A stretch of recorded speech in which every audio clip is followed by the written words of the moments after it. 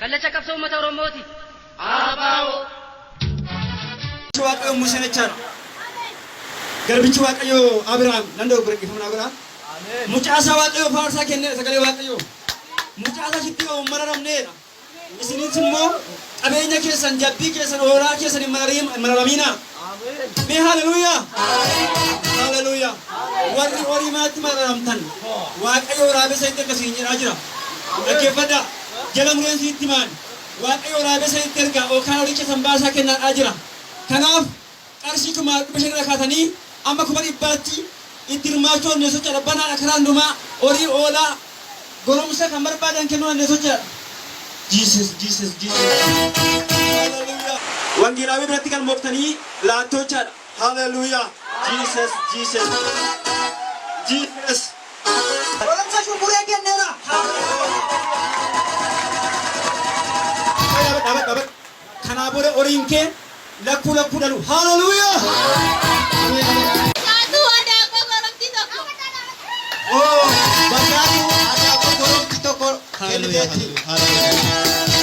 Minda aja toko kafale. Hallelujah. Waktu minda kita chansi pada. Hallelujah. Dadapa. Kuma shantama kuma kifa magaya sa. Bakka ajaan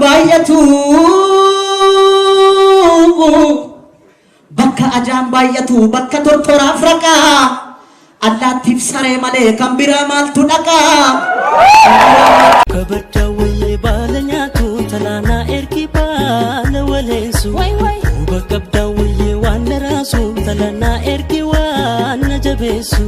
Haguuggadheen wayyee laga ciisaa ahaa hidhaan harree. Fakkeenyaa fi dhiifama godhaa maal nama natti jaarsa miinaan jechuu dandeessu waan kana dubbisu.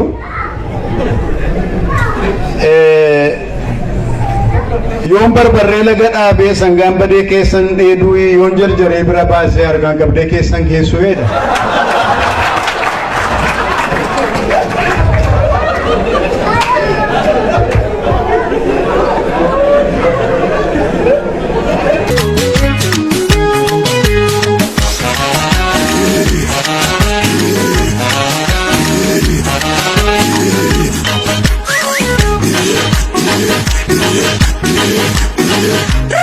Murigada angkan tedi simudame imadada bayana rafame. Murigada angkan tedi simudame imadada.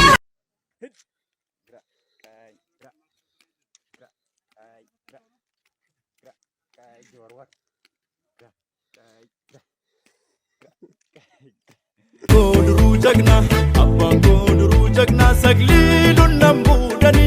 Afange duro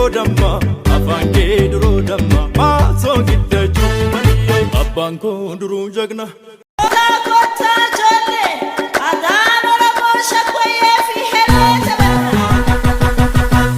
Shakena no heleni biyo shakena no heleni biyo shakena. Romuman bar mida gumana ada kabaru wasudana.